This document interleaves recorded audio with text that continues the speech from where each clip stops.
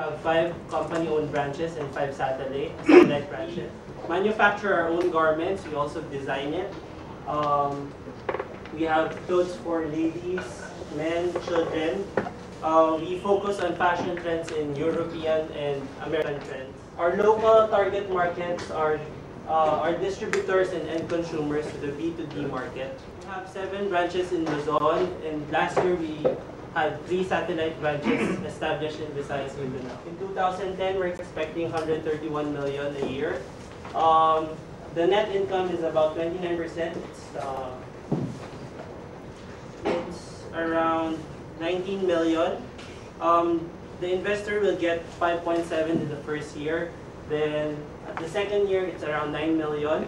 Our projections is increasing by 30%. We have yet to go into retail to other departments. Our investment requirement, we are building 10 to 15 million.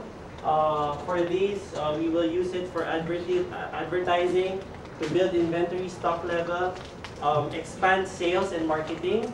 We have yet to expand to Visayas, Mindanao. Currently, 95% of our market is in Metro Manila.